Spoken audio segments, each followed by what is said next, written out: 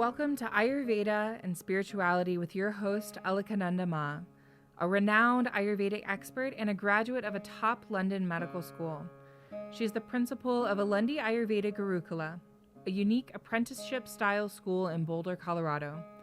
She is a spiritual mother, teacher, flower essence maker, and storyteller. Join us as we uncover the timeless principles of Ayurveda, discover practical tips for enhancing vitality, and explore the deeper dimensions of spirituality that intertwine with the ancient science of life. Namaste, everyone. Welcome to the podcast. Well, it's summer, so it's a good time to talk about some pitta conditions, and today we're going to do just that. We're going to talk about acid indigestion. In Ayurveda, we call that Amlapitta. Amla means sour, pitta means pitta, the fiery dosha. So acid indigestion, Amlapitta. It's also sometimes called in medical speak as dyspepsia. And it's so common, especially even more common among older people. And it's so widespread. And when we have Amlapitta, we have difficult digestion, nausea, heartburn, bloating, belching, stomach discomfort. It really first appears in the text, not in that big three. Charak, Sushrut, Vagbat are like big three super ancient texts. It comes in a text known as Madhava Nidan, in which they do discuss some updated diagnoses.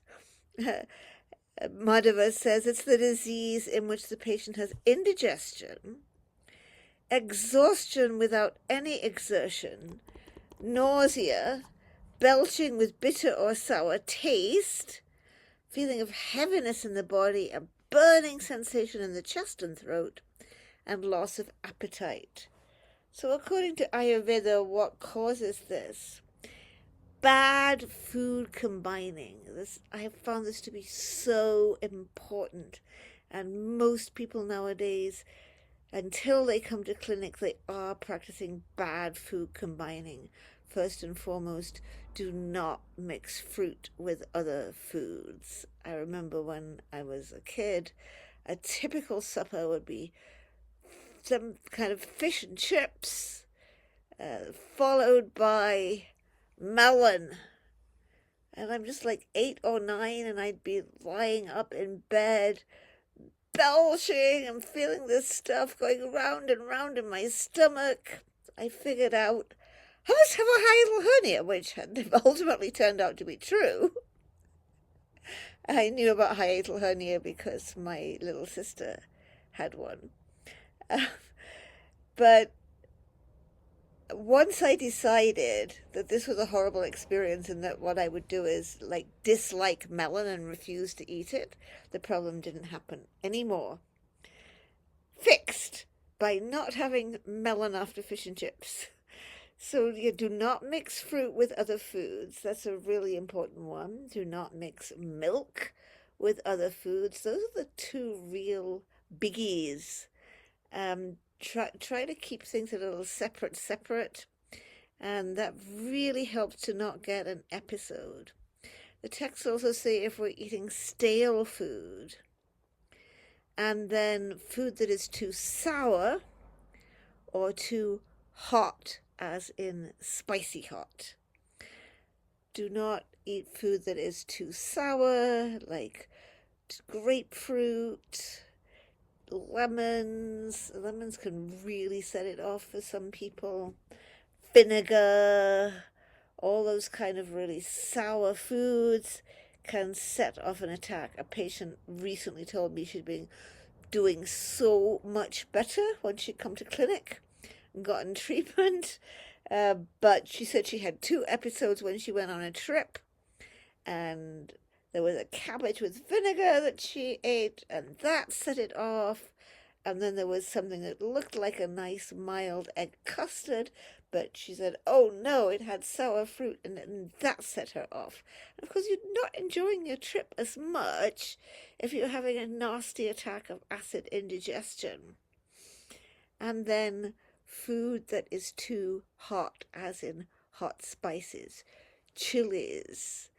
I grapple with this every week in clinic with my Indian patients who, well, I'm using less chilies. Don't use any if you suffer from acid indigestion. And unfortunately, you don't necessarily have to take the chili and chop it and fry it to make your recipe, because your garam masala, your goda masala, all of your different, your sambar powder, your rasam powder, it's all got chilies in it. So what we've had to do is we make our own garam masala. It does have a little black pepper and it has 0 chilies in it. Made my own rasam powder. I used Anita's authentic Tamil recipe, except I left out the chilies and dialed back on the black pepper. With lovely mild rasam powder, very flavorful. Sambar powder, I just grind my own thing from the start when I'm making the recipe. So not having these, be careful with your spice powders that you may have bought or pre-made that has already got too much chilies in, as well as cutting up the chilies and putting them in the food. It's not a matter of less, my dear friends. It's not less. It is 0. Do not eat chilies unless you want to have Amlapitta. Of course, you can eat all the chilies you want if you do not suffer from Amlapitta, and if you are kapha, that pungent taste can be beneficial for kapha, but watch out. So we now also know that there is an infective component in Amlapitta, and that's the stomach getting colonized by Helicobacter pylori.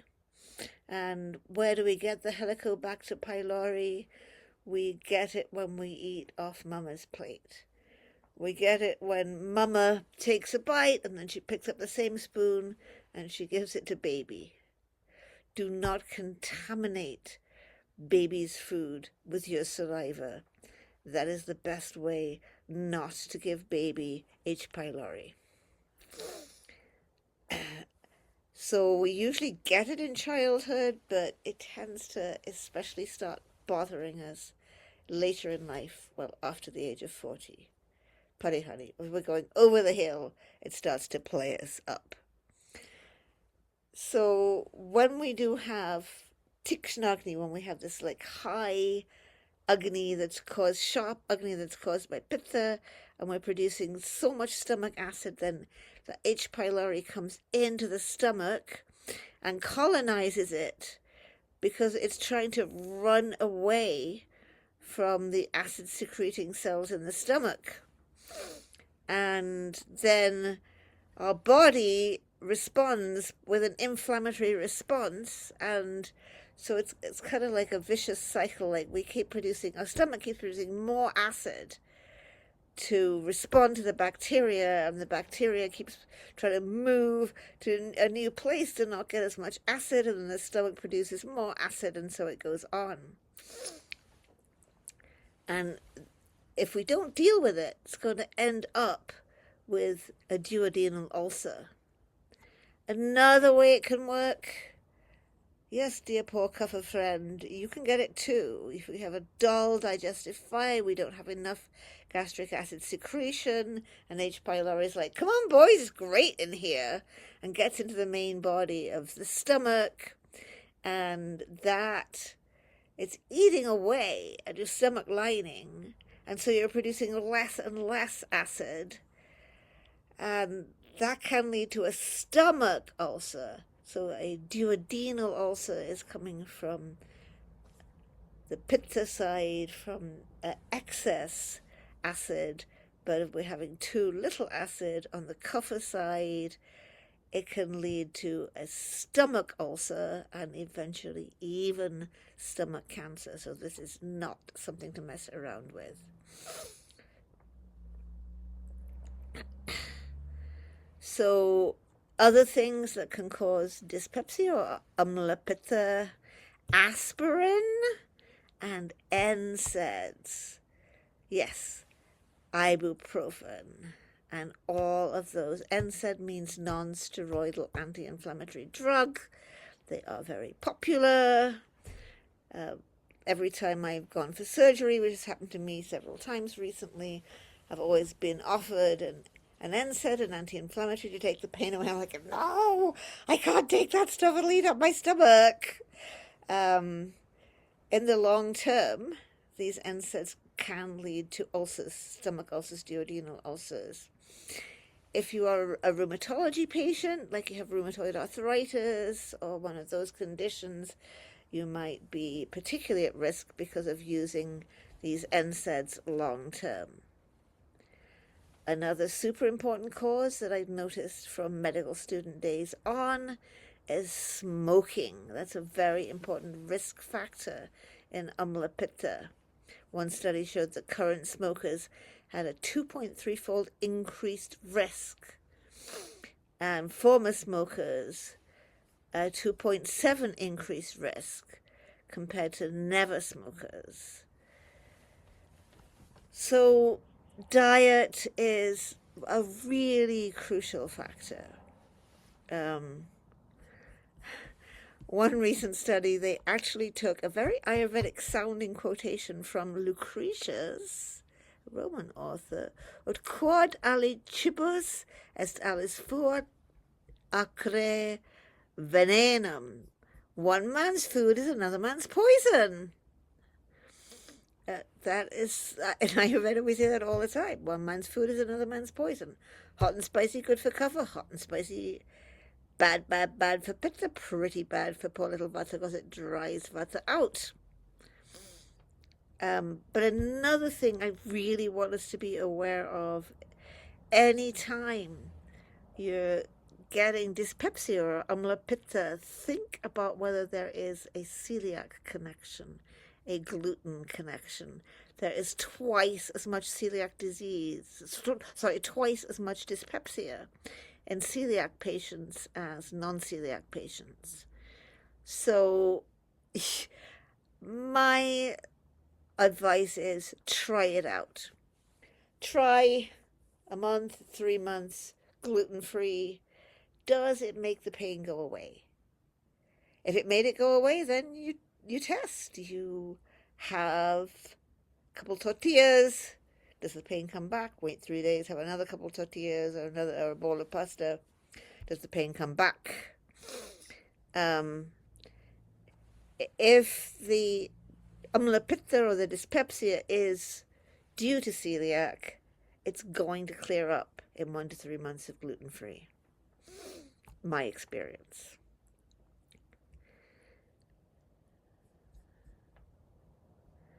So let's give a couple examples from my patient base.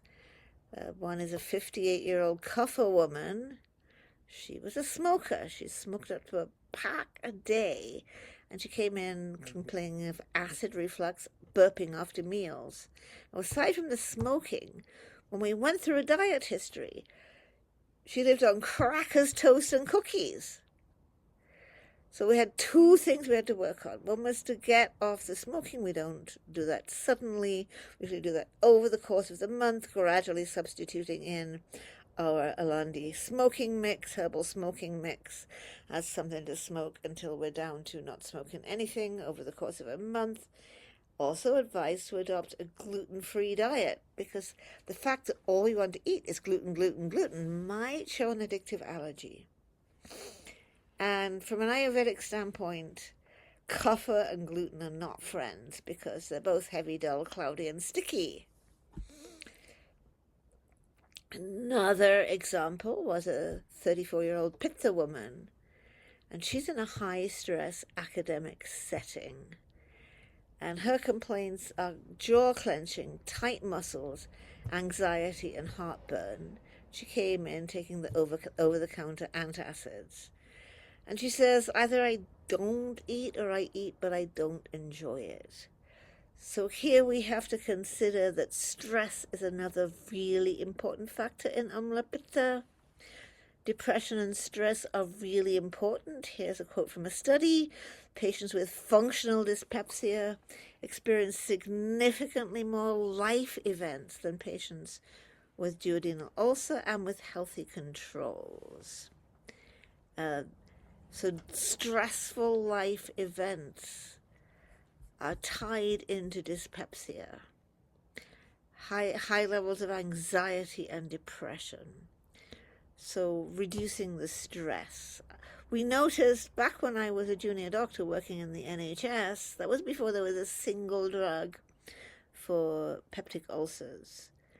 And in the great old days of the NHS, well, when it was funded properly, so you put the patient in bed in hospital for a week. There's no smoking.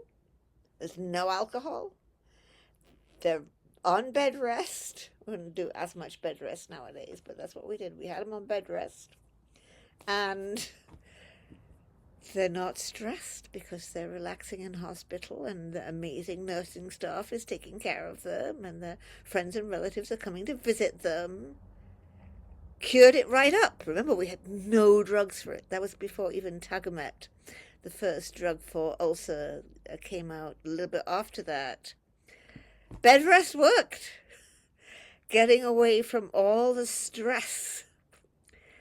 So generally, what will we do for you when you come into clinic? We'll make a herbal formula that includes anti-inflammatory herbs that have plenty of tannins to give the beautiful astringent taste, and also demulcent mucilaginous herbs.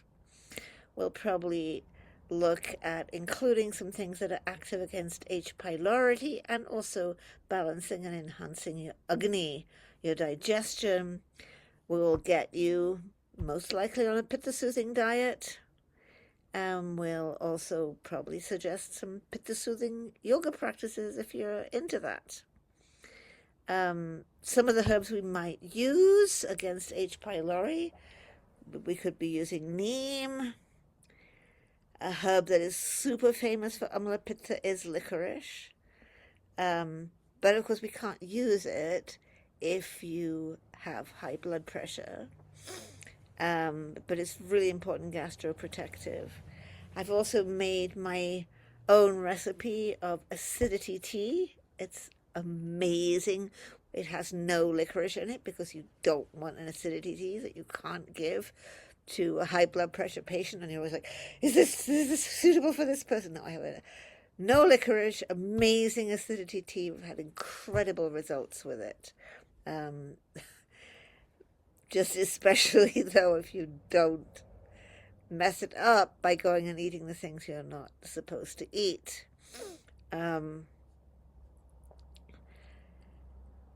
Also, some nice demulcent, we'll be using nice demulcent mucilaginous herbs in your formula. And especially since I created this acidity tea, results have been fantastic. They've been so good that I can even focus on treating other things you might have in your formula, because I know with the diet and lifestyle changes that we're going to tailor for you, and having the acidity tea, you are going to feel a ton better. So, hope this helps. Enjoy your summer, and we'll see you again next week.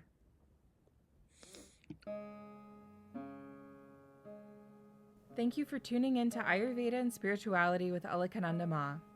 We hope today's exploration has ignited a spark of curiosity and insight within you. If you enjoyed this episode, be sure to leave us a 5-star review and share it with a friend. For more enlightening discussions and practical wisdom on Ayurveda and spirituality, subscribe and join our Facebook group, Alundi Ayurveda. To allow us to continue sharing valuable content, consider donating to Alundi Ashram. The links will be in the show notes. Until next time, may you walk the path of Ayurveda with grace and embrace the light of spiritual wisdom in your journey.